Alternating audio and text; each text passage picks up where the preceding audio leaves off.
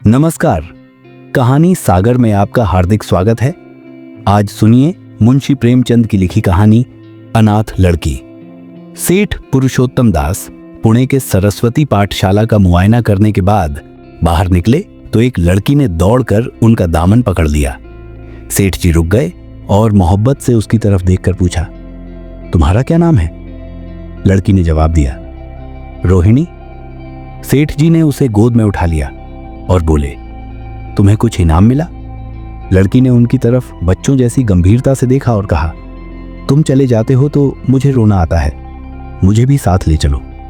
मदरसे के अध्यापक ने आगे बढ़कर कहा, साल भर पहले इसके अब्बा का देहांत हो गया था।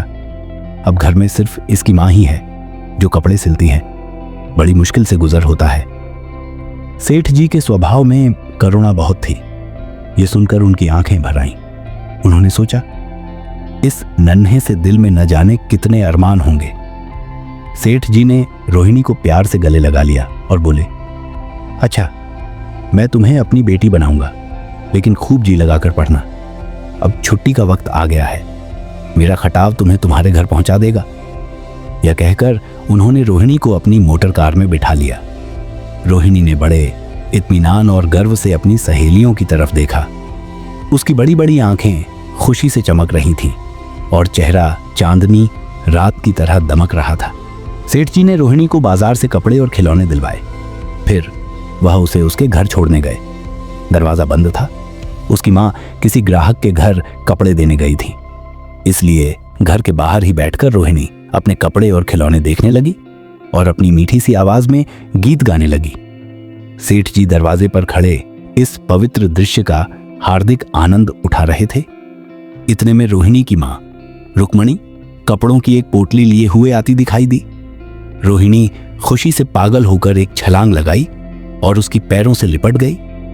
रुक्मणी का चेहरा पीला था, आंखों में हसरत और बेबसी छिपी हुई थी। लेकिन जब उसने रोहिणी को गोद में उठाकर प्यार से चूमा तो उसकी आंखों में उम्मीद और जिंदगी की झलक दिखाई दी। मुरझाया हुआ फूल खिल गया। आज तू इतनी देर तक कहां रही? मैं तुझे ढूंढने पाठशाला गई थी, रुक्मणी ने पूछा। रोहिणी ने खुशी से कहा, मैं मोटर कार में बैठकर बाजार गई थी। वहां से बहुत अच्छी अच्छी चीजें लाई हूं। वो देखो कौन खड़ा है। मां ने सेठ जी की तरफ देखा और लजाकर सिर्फ सिर झुका लिया। बरामदे में पहुंचते ही रोहिणी मां की गोद से उतरकर सेठ जी के पास गई और अपनी मां को यकीन दिलाने के लिए भोलेपन से बोली, क्यों, तुम मेरे अब्बा जी हो ना?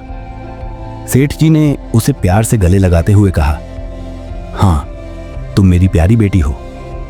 रोहिणी ने उनसे मुंह की तरफ याचना भरी आंखों से देखा और मासूमियत से पूछा, अब तुम रोज यहीं रहा करोगे? सेठ जी ने मुस्कुराकर जवाब दिया, मैं यहां रहूंगा तो काम कौन करेगा? मैं कभी कभी तुम्हें देखने आया करूंगा, लेकिन वहां से तुम्हारे लिए अच्छी अच्छी चीजें भेजूंगा। यह सुनकर रोहिणी का चेहरा थोड़ा उदास हो गया। रुक्मणी अब इस सोच में पड़ गई कि मैं इनकी क्या खातिर करूं। घर में पान और इलायची तक नहीं थी। वह अपने आंसुओं को किसी तरह रोक न सकी। उसने सेठ जी का नाम सुना था। उसका पति हमेशा उनकी बढ़ाई किया करता था। वह उनकी दया और उदारता की चर्चाएं अक्सर लोगों से सुन चुकी थी। फिर भी आज खुद उनके सामने खड़ी थी, लेकिन कहने को कुछ भी नहीं था। आखिर जब अंधेरा हो गया तो रुक्मणी ने जरा ऊंची आवाज में कहा, भाई जी, अब मैं जाता हूं। मेरी रोहिणी को कोई तकलीफ ना हो। उसके भरण पोषण का काम मेरा है और मैं उसे बहुत खुशी से पूरा करूंगा। अब तुम कोई फिक्र मत करो, मैंने उसका वजीफा भी तय कर दिया है। यह सुनकर गरीब मां की आंखों में आंसू छलक आए। इसी तरह कई साल गुजर गए। रोहिणी अब बड़ी हो गई थी। सादगी उसकी आंखों में लाज और संकोच था। विचारों में पवित्रता थी। जवानी थी, लेकिन घमंड, बनावट और चंचलता से मुक्त थी। इस दौरान सेठ जी के बड़े बेटे नरोत्तम दास कई साल तक अमेरिका और जर्मनी की यूनिवर्सिटियों में इंजीनियरिंग की पढ़ाई करके वापस लौट आए। अमेरिका के सबसे प्रतिष्ठित कॉलेज में उन्होंने सम्मान का पद प्राप्त किया था। उनके भारत लौटने पर बंबई शहर में भव्य स्वागत की तैयारियां की गईं और फिर रोहिणी और नरोत्तम दास की कहानी ने एक नया मोड़ लिया। अमेरिका के सबसे प्रतिष्ठित कॉलेज में उन्होंने सम्मान का पद प्राप्त किया था। उनके भारत वापस आने पर बंबई शहर में भव्य स्वागत की तैयारियां की गईं। सरस्वती पाठशाला को भी निमंत्रण मिला और रोहिणी को सेठानी जी ने विशेष रूप से आमंत्रित किया।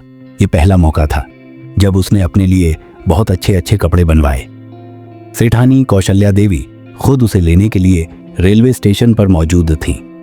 जैसे ही रोहिणी गाड़ी से उतरी, वह तुरंत सेठानी जी के पैरों की ओर झुकी, लेकिन उन्होंने उसे अपनी छाती से लगा लिया और इस तरह प्यार किया जैसे वह उनकी अपनी बेटी हो।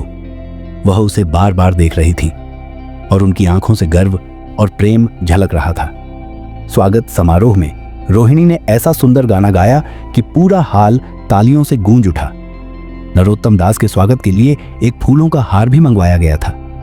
वह हार, जो सरस्वती पाठशाला की ओर से भेजा गया था, मेज पर रखा हुआ था, लेकिन उसे हीरो के गले में कौन डालेगा? सभा के अध्यक्ष ने महिलाओं की पंक्ति की ओर देखा। उनकी नजरें रोहिणी पर जाकर ठहर गईं। उसकी छाती धड़कने लगी, लेकिन उत्सव के सभापति के आदेश का पालन आवश्यक था। वह सिर झुकाए हुए धीरे धीरे मंच के पास आई। उसके हाथ कांप रहे थे।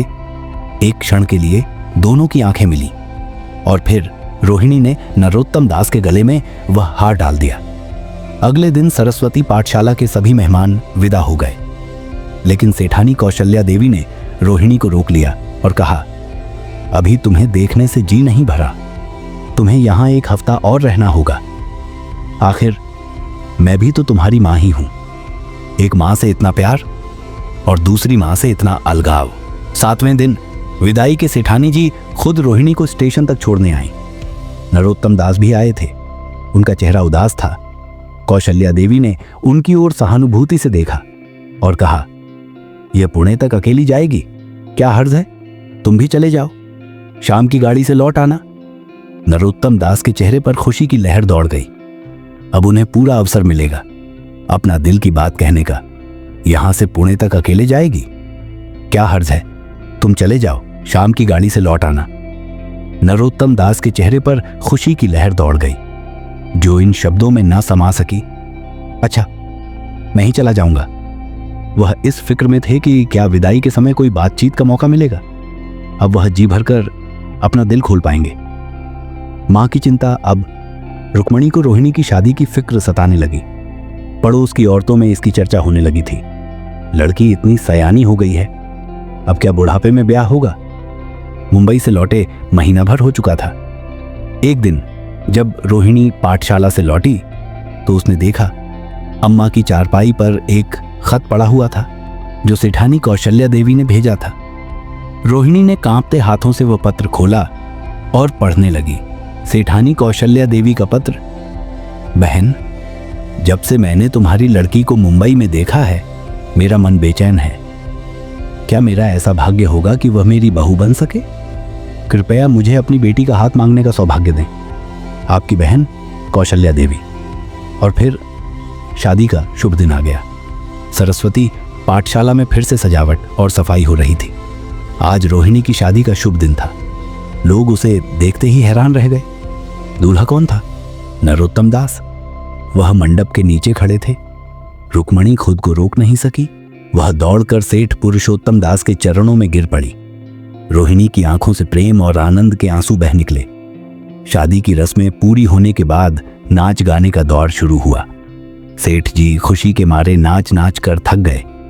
थोड़ी देर दम लेने के लिए बगीचे में जाकर एक भैंस पर बैठ गए। तभी रोहिणी उनके पास आई और उनके पैरों से लिपट गई। सेठ जी ने उसे उठाकर गले से लगा लिया और हंसकर बोले, क्यों, अब तो तू मेरी अपनी बेटी हो गई। रोहिणी की आंखों से आंसू झरने लगे। अब उसका जीवन संपूर्ण हो गया था। इस तरह एक अनाथ लड़की सेठ जी की बेटी बनकर उनकी बहू भी बन गई। माँ बाप सिर्फ जन्म देने वाले ही नहीं होते, बल्कि वे भी होते हैं जो प्यार और सम्मान देते हैं। आशा है कि आपको यह भावनात्मक कहानी पसंद आई होगी। अगर आपको यह वीडियो अच्छा लगा हो तो कृपया चैनल को सब्सक्राइब करें और वीडियो को लाइक करें।